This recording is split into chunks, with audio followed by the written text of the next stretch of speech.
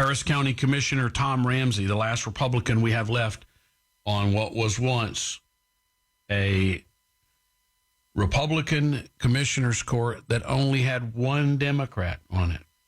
And now there's only one Republican left, and that's Tom Ramsey, and he's a good one. We like him. Commissioner, welcome to the program. Thank you, Michael. It's good to be here. Good on a Monday morning. So this little giveaway program that Rodney has dreamed up and Lena claims to be leading, what exactly are the details on that?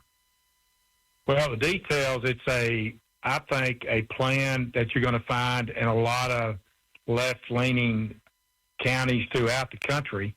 It's called Uplift, and the basics are it's a plan to give approximately 1,900 families $500 a month for 18 months. They call this a guaranteed income program that they say will just make all the difference in the world and change everything. The cost of doing that just for 1,900 families is $20 million. Now, they say, well, that's ARPA money. It's not like it's real money. It's ARPA money, so the county can pretty well have a lot of flexibility. But that's $20 million that you can invest on the jail, by the way, that we're out of compliance on.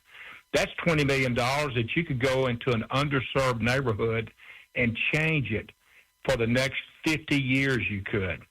But they're choosing to go to a lottery system to select 1,900 folks out of 10 selected zip codes. Now, the not surprising thing is there's not a single zip code that's in Precinct 3. That would be my precinct. And so they're defining poverty as only existing in those 10 zip codes. Well, I will promise you we have poverty in Precinct 3. We've got people in need in Precinct 3, but they were precluded from ever even applying. So this is just Rodney basically saying, I'm going to continue. It's going to get more egregious until somebody makes it stop. So the Attorney General, Ken Paxton, did bring a suit. I think you testified.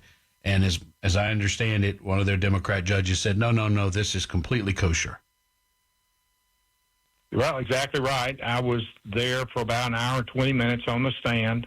I tried to explain to them, my father was a pastor for 60 years in East Texas, and I would see people in need pull up in our backyard often.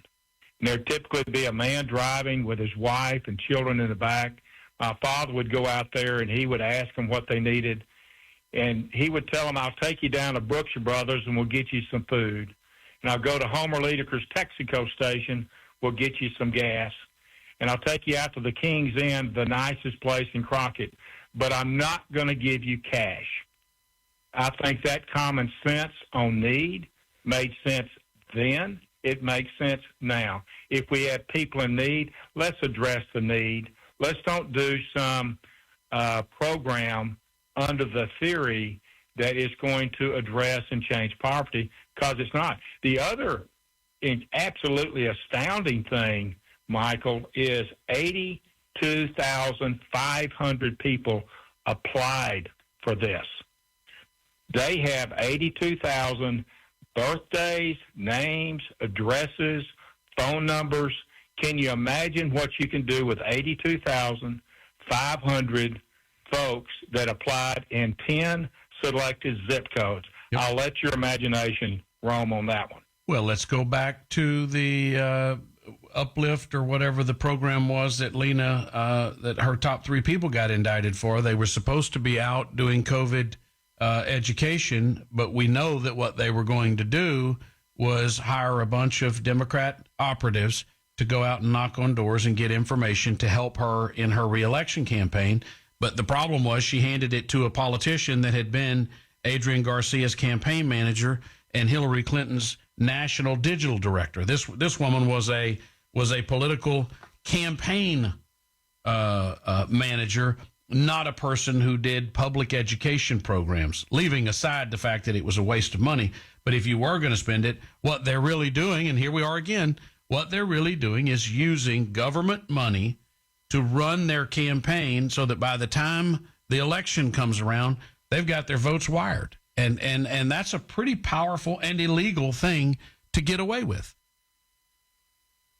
It was discussed. It was brought up, and thank goodness for Attorney General Paxton. He's one person that when he sees something, he's going to do something. And believe me, being the lone Republican down here, some days we need someone riding in on a white horse that will call something, this is bad. This is nothing more than bad policy. The judge was impressed that the agreement that these people would have to sign, and it's really not an agreement, it's called a enrollment form, that they had to pinky swear that they would not support terrorism, they wouldn't buy anything that would harm somebody, they would commit no fraud or corruption, and that there would be no criminal activities involved. So as long as they pinky swear they wouldn't do that, everything was fine. And it's just ridiculous. It's just sad, really. Have the checks started coming out already?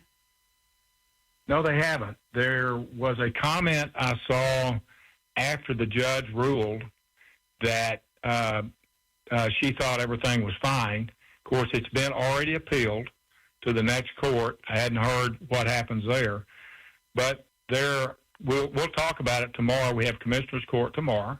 There is an agenda item on there to talk about Uplift, and I'm sure this will come out. And the question is, if you start issuing the $500 a month checks, and the Supreme Court tells you that, well, you really can't do that kind of gift, which I think the Attorney General made a pretty strong case that you can't, then what are you going to do about all those checks you've already written?